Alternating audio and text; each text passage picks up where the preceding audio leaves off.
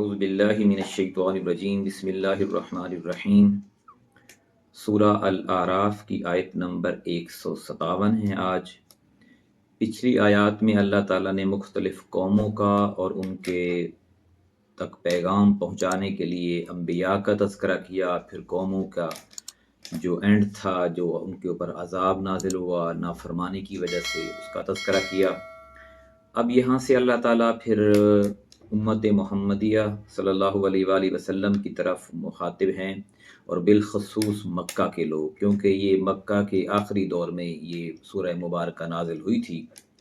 अल्लज़ीन यत्तबिऊन रसूला, जो लोग उस पैगंबर की पैरवी करते हैं, यानी जो लोग नबी करीम सल्लल्लाहु अलैहि वसल्लम की पैरवी करते हैं। अन नबिय्यल उम्मिय्यल्लज़ी, नबुव्वत वाला, किसी से इल्म हासिल ना करने वाला, यानी जो बगैर पढ़े बातें बताने वाला। यजिदूनहु, जिसे वो पाता है, मकतूबन, लिखा हुआ, इंदहुम, अपने पास, यानी वो बातें जो कि तौरात में, इंजील में और ज़बूर में मौजूद हैं, पिछले अम्बिया की वाक़यात और जितने भी रुदादे हैं जो अल्लाह ताला ने अपनी इल्हामी किताबों में बयान किए हैं, वो ये पैगंबर अपनी उम्मत के सामने, मानने वालों के सामने बयान करता है। हालांकि इस पैगंबर ने ना तौरात पढ़ी है, ना इंजील पढ़ी है, ना ज़बूर पढ़ी है। किसी ईसाई आलिम या यहूदी आलिम या किसी दूसरे आलिम के पास जाके इन्होंने तालीम हासिल नहीं की, बल्कि अल्लाह ने ख़ास तौर पर जो इनको चुना और इनको इल्म दिया, उसी की बुनियाद पर वो ये बातें अपनी उम्मत को बयान करता है। फित तौराती वल इंजीली, यानी जो लोग इस पैगंबर की पैरवी करते हैं, जो बेपढ़े गैब की खबर देने वाला है, कि जिसका तज़किरा वो अपने पास तौरात और इंजील में लिखा हुआ पाते हैं। वो बातें नबी करीम सल्लल्लाहु अलैहि वसल्लम अहले मक्का को, यहूदियों को, ईसाइयों को बता रहे हैं, जो उनकी अपनी किताबों में मौजूद हैं। तो ये एक बहुत बड़ा मौजज़ा है कि एक शख्स जो उन्हीं के दरमियान में से पैदा हो और जिसके वालिदैन उन्हीं के दरमियान में हों, जिसके रिश्तेदार उन्हीं के दरमियान में हों, और उस शख्स ने कहीं तालीम भी हासिल ना की हो, किसी यूनिवर्सिटी, कॉलेज या किसी भी बहुत बड़ी महज़्ज़ब या बड़ी बड़ी कौमों में जाके उसने पढ़ा ना हो, और फिर भी वो बातें बताए जो कि पढ़े लिखे आलमों को भी पूरी नहीं पता, यानी यहूदी आलमों को या ईसाई आलमों को भी पूरी नहीं पता, जो उनकी पूरी किताब में लिखी हुई हैं। तो ये एक बहुत बड़ा मौजज़ा था उस कौम के लिए, और ख़ास तौर पर नबी करीम सल्लल्लाहु अलैहि वसल्लम के पैरोकारों के लिए। या अमरुहुम बिल मारूफी, वो उन्हें भलाई का हुक्म देता है। यानी कि एक जो गोल्ड स्टैंडर्ड है वो ये है कि हर इंसान जो है वो यही कहता है कि अच्छाई होनी चाहिए, मुआशरे में बुराई नहीं होनी चाहिए। तो वही बात वो कहता है जो यूनिवर्सल ट्रुथ है कि यअमुरुहुम बिल मारूफी, वो हुक्म देता है उन्हें भलाई का, वयनहाहुम अनिल मुनकरी, और बुराई से रोकता है। ये दुनिया का हर इंसान यही चाहता है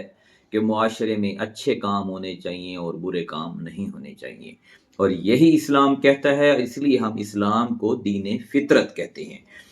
वयुहिल्लु लहुमुत तय्यिबाती, उनके लिए पाकीज़ा चीज़ों को हलाल करता है। यहूदियों ईसाइयों ने अपनी मुशगाफियों से, मन घड़त कहानियों से, अपने जहनों से बहुत सारी ऐसी चीज़ों को उम्मत के लिए हराम कर दिया था जिसे अल्लाह ने हलाल किया। तो नबी करीम सल्लल्लाहु अलैहि वसल्लम ने उन चीज़ों को दोबारा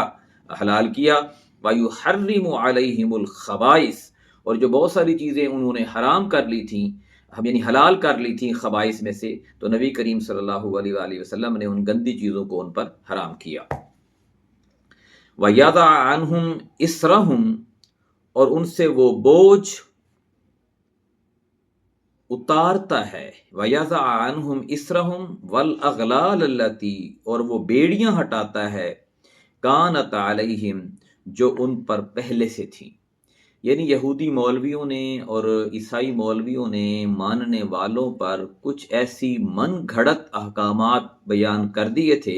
जिन पर चलना इंसानियत के लिए काफ़ी मुश्किल हो गया था।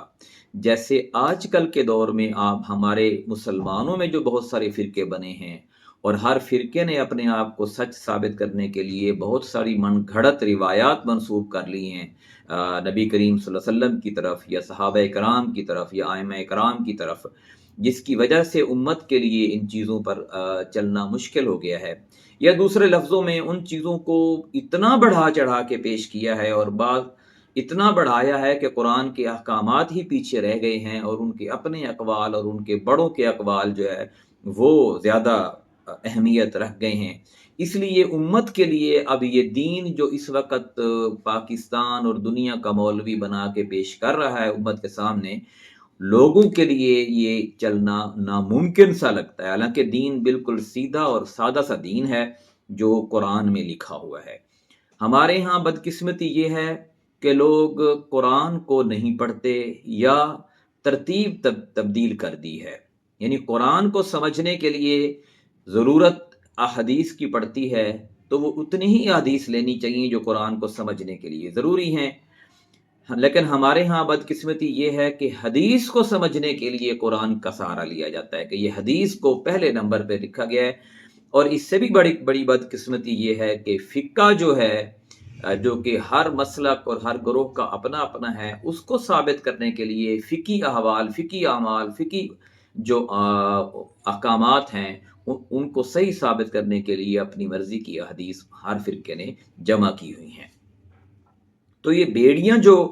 اب عوام کے پاؤں میں پہنا دی گئی ہیں، جس سے اسلام پر چلنا مشکل ہو گیا ہے، اور اس وقت بھی یہی تھا جو نبی کریم صلی اللہ علیہ وآلہ وسلم نے آ کر اتاری۔ فالذین آمنوا بہ، سو جو لوگ ایمان لائے اس پر یعنی قرآن پر، وعزروہ ونصروہ، ان کی تائید اور نصرت کی، یعنی اللہ کے رسول صلی اللہ علیہ وسلم کی فرامین کی تائید کی، ان کی مدد کی، واتبعوا النور الذی انزل معہ، اور اس نور کی اور اس روشنی کی پیروی کی جو ان کے ہمراہ اتارا گیا ہے، یعنی قرآن پاک، جو ہدایت اللہ تعالیٰ نے نبی کریم صلی اللہ علیہ وسلم پر اتاری ہے اس کی پیروی کی۔ اولئک ھم المفلحون، وہی لوگ کامیاب ہیں، یعنی وہ لوگ جو نبی کریم صلی اللہ علیہ وسلم کے احکامات کو سمجھ رہے ہیں، معجزاتی طور پر اس سے متاثر ہیں، اور آپ صلی اللہ علیہ وآلہ وسلم کو پیغمبر اور رسول مان چکے ہیں، نبی مان چکے ہیں، وعزروہ، اور آپ کی مدد بھی کر رہے ہیں، ونصروہ، نصرت بھی کر رہے ہیں، واتبعوا النور الذی انزل معہ، اور اس نور کی بھی پیروی کر رہے ہیں جو آپ کے ہمراہ اتارا گیا یعنی قرآن پاک، تو ایسے ہی لوگ اللہ کے نزدیک فلاح پانے والے ہیں۔ اللہ تعالیٰ سے دعا ہے کہ ہمیں قرآن پاک کو صحیح معنوں میں سمجھنے کی توفیق عطا فرمائے، اور ہمیں لغویات سے اور جزیات سے بچنے کی توفیق عطا فرمائے، اور جو دین پورا ہے اس کے اوپر چلنے کی توفیق عطا فرمائے۔ جزاک اللہ۔